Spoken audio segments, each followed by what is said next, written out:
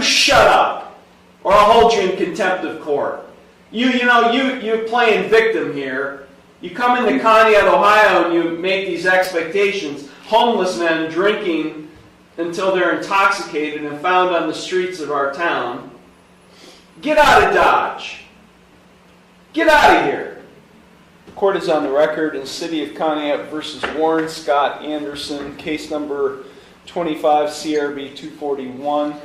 This courtroom erupts instantly. The judge warns Anderson to shut up, setting the stage for chaos. A homeless drifter, alcohol, and small-town Ohio law collide in this dramatic clash. Trust me, you've never seen a first appearance like this. Subscribe now for more shocking courtroom breakdowns that will leave you speechless. Good morning, Your Honor. Good morning. Mr. Anderson was arrested and provided a citation yesterday, July 17th, 2025. He's appearing at this initial appearance hearing by way of video from the Conneaut City Jail. Mr. Anderson, a officer's complaint was filed against you. Have you received a copy of that complaint? I have, Your Honor. Okay, I'm going to read you your rights, so please pay attention to the rights I'm about to read to you. You do have a right to be informed of and to understand the nature and the elements of the charges filed against you. You also have a right to know the potential penalties that could be imposed. You have two charges filed against you. The first charge is disorderly conduct. That is a minor misdemeanor. It is punishable by a maximum $150 fine and court costs. It is not a jailable offense. Do you understand the maximum penalties on that charge? I do. The second charge is open container.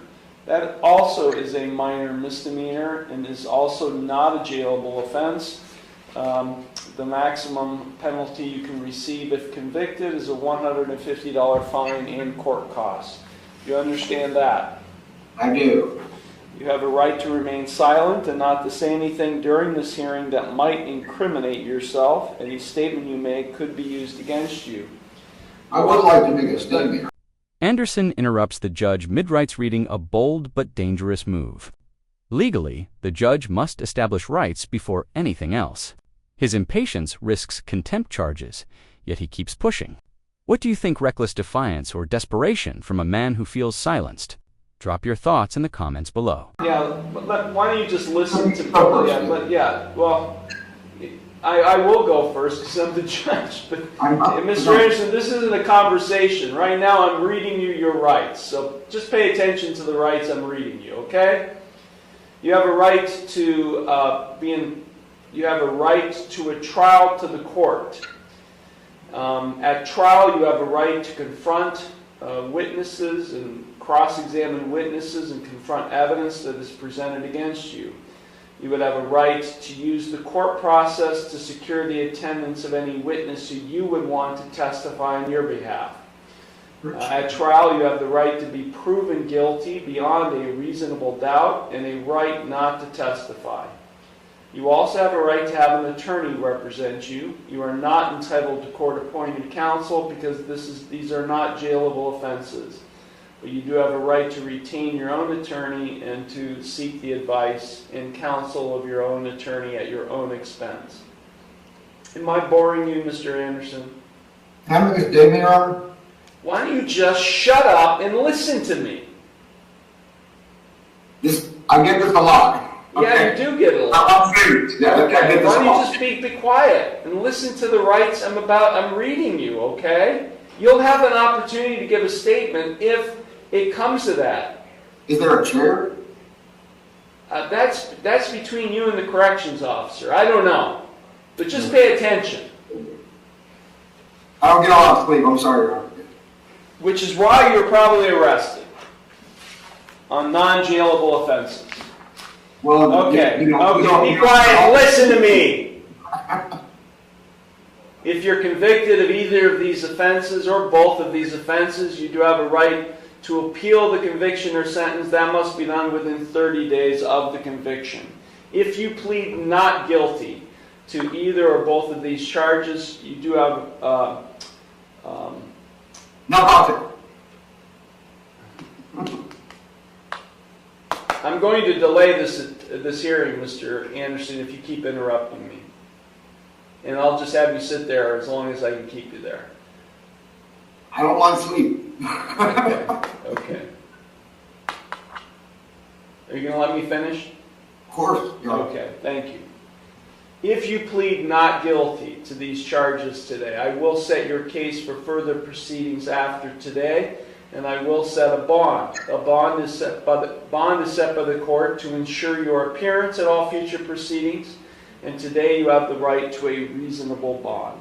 If you are not a citizen of the United States, you're hereby advised that conviction of the offense to which you could be pleading guilty or no contest may have the consequences of deportation, exclusion from admission to the United States, or denial of naturalization pursuant to the laws of the United States.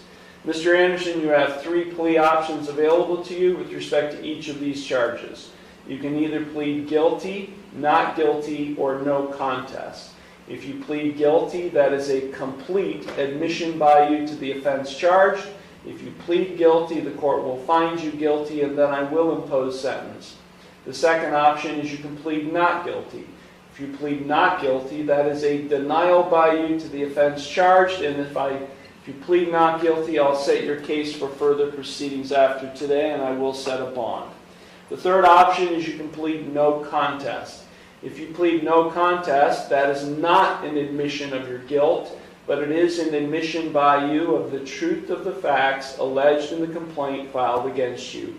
If you enter a plea of no contest, this court will find you guilty, and I will impose sentence without any evidence being presented against you. However, the plea of no contest cannot be used against you in any later civil or criminal proceedings. Mr. Anderson, do you have any questions regarding the rights or plea options I've just explained to you? No. No, Your Honor. Okay, on the first charge of disorderly conduct, how do you plead? No contest. On the second charge of open container, how do you plead? No contest. You understand by pleading no contest that you're waiving all of those trial rights I've just explained to you, as well as your right to an attorney? Yes, Your Honor. I'm not trying to waste court time. Okay, court. Can you tell me what took place that led to this citation? Because all I have is a citation. No, Your Honor. I kind of wasn't there. I do regret that bad things happened. So you were intoxicated, is that what you're saying? Yeah. Well, the only thing I have here is what the officer wrote on the ticket, other than the code sections, is open container in a public place, 2 open cans of beer while sitting on sidewalk. And no proof, and no blood, and nothing stolen, and nothing happened. Yeah. Here's the twist. Anderson admits being drunk with open beer cans, but insists nothing was stolen or violent. The judge sees a nuisance. Anderson paints survival. It's hypocrisy versus hardship in full view. Should society punish poverty with fines or address root causes? This contradiction is where courtroom drama peaks. Right. Your Honor, I'm a homeless man. Okay, I will accept the no contest pleas. The court does find the pleas are knowing, voluntary, and intelligent. The court will accept them, and I will therefore find him guilty of both offenses. Okay, you've been now found guilty. You wanted to make a statement, Mr. Anderson. Maybe now is the time for you to do that. So I'm a homeless man, Your Honor, and there's not a whole lot of food, and there's not a whole lot of sleep. Where are you from, Mr. Anderson? And everybody likes beer. I just don't have a home. Where are you from? And they go crazy because they see my sleeping bag, and there's a good chance y'all aren't even going to give me my stuff back when you release me. Mr. Anderson, where are you from? I'm from Nevada. What are you doing in Conneaut, Ohio? I have a friend in Boston. I was visiting. You're from Nevada, and you have a friend in Boston, and you were visiting him. Yeah. Well, what does that have to do with? What does that have to do with Conneaut, Ohio? Listen, if you look at the map, Nevada, Boston, Conneaut, right? So. How did you land in Conneaut, Ohio? I gotta go back to Nevada. Oh, so you're on your way back from Boston, Yeah. and you're homeless. So Mom's in the vet, so I got to go bug her a little bit. are you hitchhiking? How are you traveling? That's not the right way, Connor. I'd say I'm back.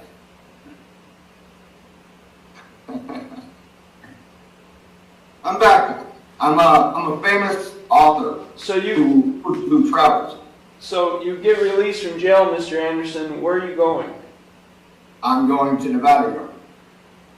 Well, why are you on the streets of Conneaut intoxicated? Well, where else is a homeless man supposed to drink? You know, you got to be somewhere eventually. You got to sit down eventually, right, Connor?